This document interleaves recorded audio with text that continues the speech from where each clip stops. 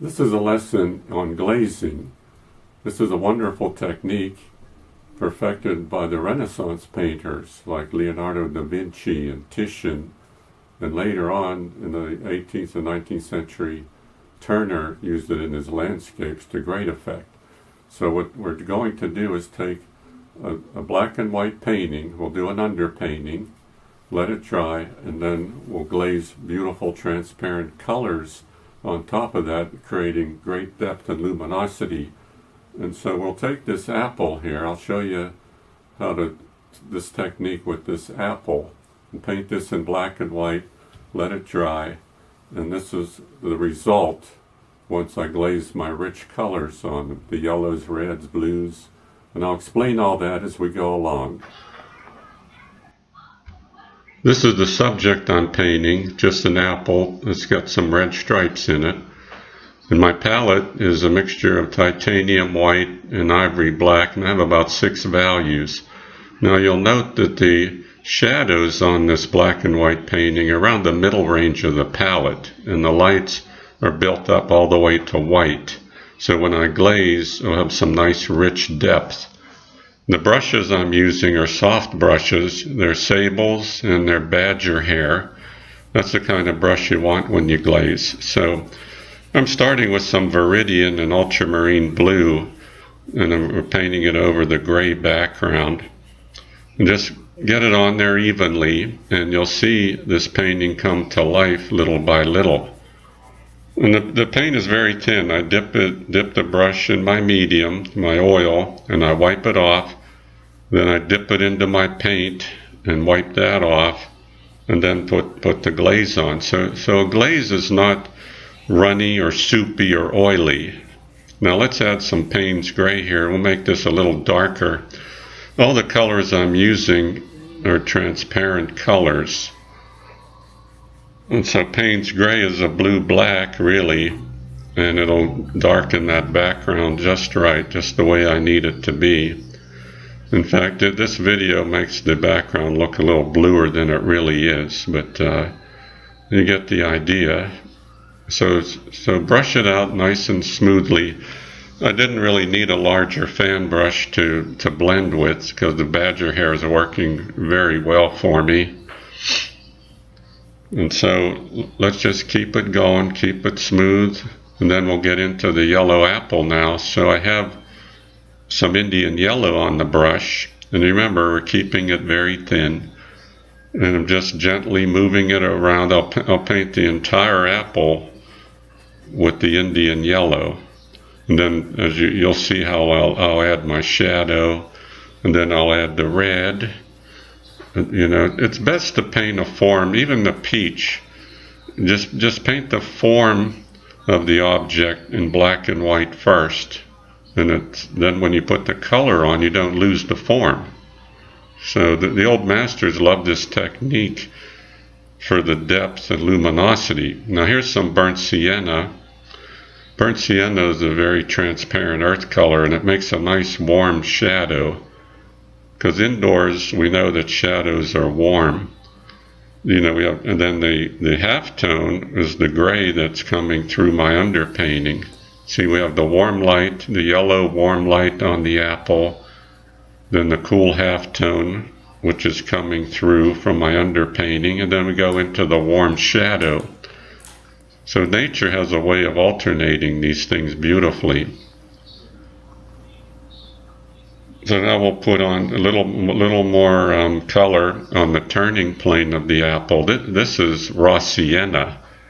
So the color becomes richer on an object along the turning plane, no matter what the object is. If you're painting a portrait, then the cheekbones will have more red in them. So pay attention to that, how it gets richer as we turn the form. So put a little more color in there, make it a little bit richer, and then we'll blend it around. And that's, you know what, and now I'm going to add the red here. This is the red that's in the apple. It's sort of like a two-toned apple, and I picked that precisely to demonstrate here. And the whole point of this is how to paint the form in black and white, separate the problems, paint the light on the form, and then once it dries, we add the color. In fact, I even diluted some cadmium red light to make it a little richer in the light areas of this apple, like right here. And you'll see as I spread it around gently and blend it out. But don't torture a glaze, you just get 2 or 3 strokes out of it, and just gently blend, and then you'll get more paint. This way we don't lose our vitality of the painting. So let's get a little bit more cadmium red light here. Move it into the yellow. Always thinking of the form, always thinking, where is the light coming from?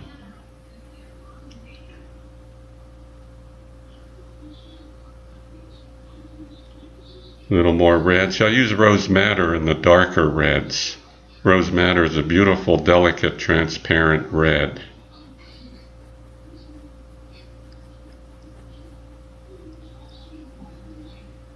Just blend it gently, thinly, keep it thin.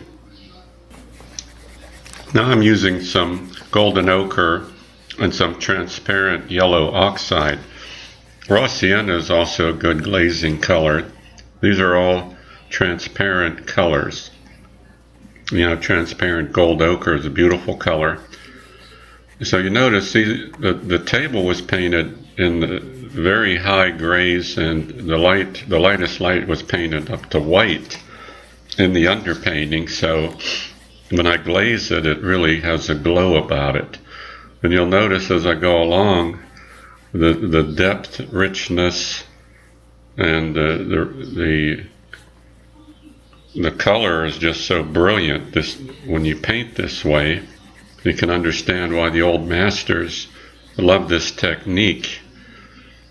Later on in the 19th century, really painting became quite opaque. But let's take some burnt sienna and some raw umber and go over the shadow with that. We have a nice warm, rich shadow. The umber kind of controls the redness in the burnt sienna, so it's not so brilliant, not so rich. So it cools it off. See, and then we have a transition from the background towards the foreground, so that's a good color for that transition. All right, now let's get, we could get some Van Dyke brown. It's also a transparent color, and put it right under the apple, and that'll help it to sit down. And let's work it into the shadow, and it makes it a little richer, a little darker, and that actually creates more depth in the painting. And I have a small brush for that, like a number 4 sable brush. Number 4, or even a number 6 would work. So let's get a little more paint and go over it again. That's pure Van Dyke brown right there, and helps the apple to really sit down on the table. That's sort of like an accent. And I think we should put just a little touch inside the apple where the stem is. All these touches, they're building darks and making it richer as I go along. Now let's put a white highlight. This is pure white. It could be flake white or titanium white, but that's the highlight. So, we have the 5 planes of light, the light, halftone, and shadow, and then we have the highlight and the reflected light you can see coming through from the original black and white underpainting. Let's take some umber and just increase the dark on the apple right here. That's really the darkest part of the object, and it just floats right into the background. You see how very atmospheric it can be, and you'll see this in natural light. See how it goes, and then work it into the background, and you have very atmospheric quality. Now let's take a look at how this apple looks all finished in this next slide here. So there's the finished apple with all the glazes. Let's look at this. This is a painting with apples and copper, and I glazed that. And look at the richness. Look at the light coming out on it. Now here's another one of peaches and silver. So paint the form of the peach in black and white, and then we'll glaze the color. And look how rich and beautiful it can look. Well, I hope you enjoyed this video.